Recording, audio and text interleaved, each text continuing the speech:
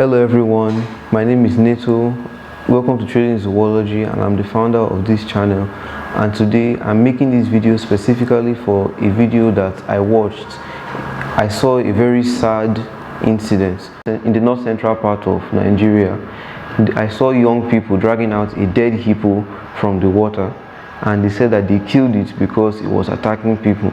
Now many of you would think that because of its large size and its massive teeth, its big mouth, it's a very dangerous animal, and yes it is, but it is only dangerous when you provoke it. It's dangerous when you go near a hippo, a mother hippo, and it has a baby with it. Never try that. It is very dangerous. Leave the hippo alone, let it be. Observe its magnificence, from a distance. Observe it from a distance. Do not enter the water with hippos. Hippos can get very agitated when they see people. They are also very intelligent animals, just like elephants. They can keep grudges with people that kill their family members. They can keep grudges with you. They will remember your face for at least 2 years. Leave them alone, let them be. Share your space equally. Do not threaten these species. Already they are vulnerable to extinction on the IUCN red list, which is the list containing all endangered animals, from the ones that are not endangered to the ones that are extinct. Now, where does the hippo live exactly? Where is it found in Africa? It is found mostly in Africa in all types of water bodies except those that contain salt, like the oceans and islands like that. It's found in rivers, lakes, streams and other water bodies in eastern, southern and western Africa, to be specific. Now the hippo is a large species of Artiodactyl, which is the group of animals that includes all even-toed ungulates, animals that have an even number of toes, including animals like antelopes, goats and other creatures that have even toes. Now, as you can see on the hippo here, it has a set of 4 toes, 4 on each foot, each of its 4 stubby legs, 4 each, meaning that it has an even number of toes on each. Now the hippo's head is very big. It has a very wide, it can open its mouth wide enough to snap a crocodile in half. It can break boats by just hitting them with its bare head, and it can also swallow a man whole if need be.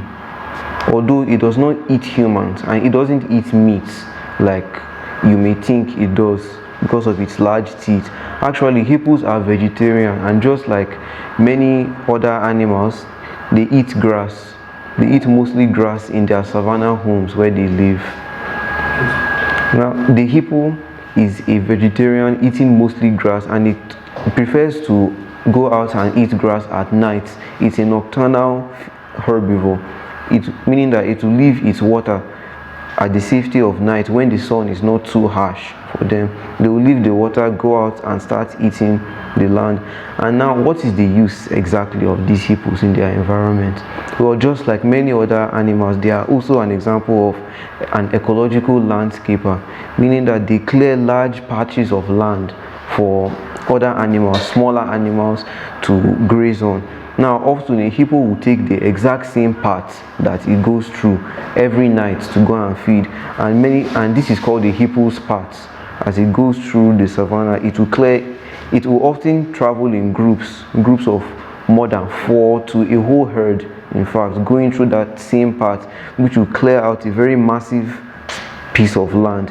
And when they are grazing, they also graze a lot and enough so that they can satisfy themselves for that night in particular. As they eat, they also clear more land for other animals to move around. And just like the elephant and the rhino, which it's dwarfed in size, and it's also the 3rd largest animal on earth, it is an example of what we call a seed disperser. Now not only do they eat grass, but they eat fruits, and they often disperse their seeds. They eat mostly water-logged plants that live inside water, that prefer to live inside water. As they eat the fruits of those plants, and as they spread their feces around, these plants will have a good home and good fertilizer for their growth and for them to grow and be well. Now there are 2 species of hippo. the common hippo and the pygmy hippo, and the pygmy hippo is much smaller than these two are common hippos. I don't have a pygmy hippo actually. I don't have a pygmy hippo, but from a size comparison, a pygmy hippo is about this height, is about the same height around here. This part of the hippo is about the same size of it. Now these two hippos are both classed as vulnerable on the IUCN Red List, meaning that they are vulnerable of extinction. Now what exactly are the factors that drive to the extinction of this creature in particular? Well, like I said in the intro of this video, hunting to be specific. Now just like the elephant's tusk and the rhino's horns, the hippos are hunted for their massive teeth, which are used in making ivory jewels. Yes, their teeth are made of ivory, the same material that is made in elephant tusk. These teeth are said to be very valuable, and many people believe that they have therapeutic purposes when they grind them and sniff them or put them in liquid and drink them. But scientists have realized that it's just useless.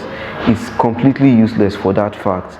It's not really important. It doesn't give any sort of therapeutic healing or anything in the human body, which makes it completely useless, and it's just a liability hindering the growth and expansion of the hippo.